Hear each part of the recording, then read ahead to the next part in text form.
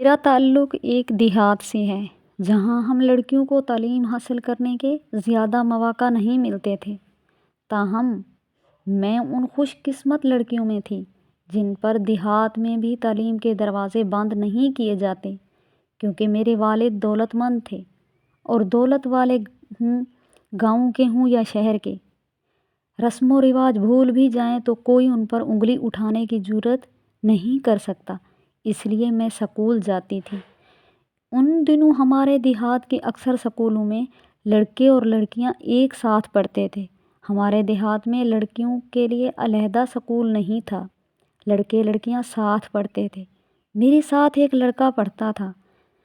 جس روز وہ سکول نہیں آتا تھا میرا جی پریشان رہتا تھا، حالانکہ سارے سکول میں وہ شرارتی مشہور تھا، لیکن میرے ساتھ اس کا رویہ اچھا تھا اور ہمیشہ مجھ سے مختصر بات کرتا تھا۔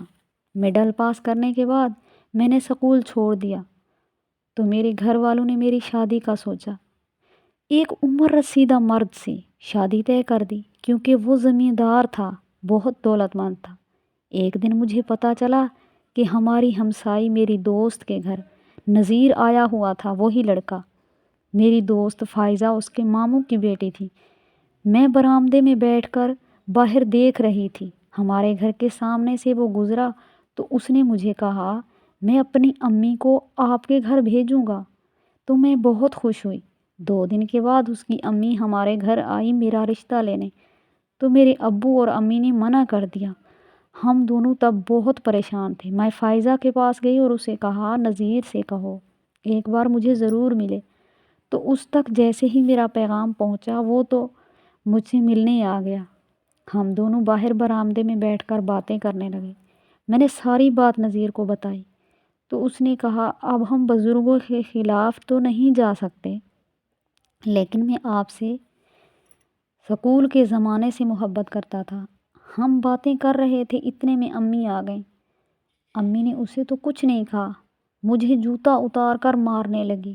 نذیر نے مجھے چھڑانے کی کوشش کی لیکن امی نے بہت مارا۔ نذیر نے مجھے کہا، آج رات تیار رہنا، میں تمہیں لے جاؤں گا۔ رات کو امی اور بہنیں جب سو گئیں تو میں نذیر کے ساتھ بھاگ گئی۔ نذیر بہت اچھا اور میرا بہت خیال رکھتا تھا۔ نذیر کی بھابھیاں مجھے برداشت نہیں کرتی تھیں۔ انہوں نے ایک دن مجھے کہا، آپ اپنے ابو کو خط لکھو۔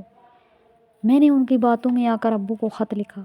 ابو گئے اور مجھے لے آئے تو میں امید کے ساتھ تھی، آئی اور میری امید ضائع ہو گئی، میری گود نہ بھر آئی۔ تب پیچھے سے کاغذات آ گئے کب طلاق کے، تو میں بہت روئی۔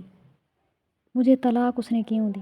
کیونکہ نذیر کی بھابھیوں نے اسے کچھ ایسا ہی کہا تھا جس کی وجہ سے نذیر نے مجھے طلاق دی۔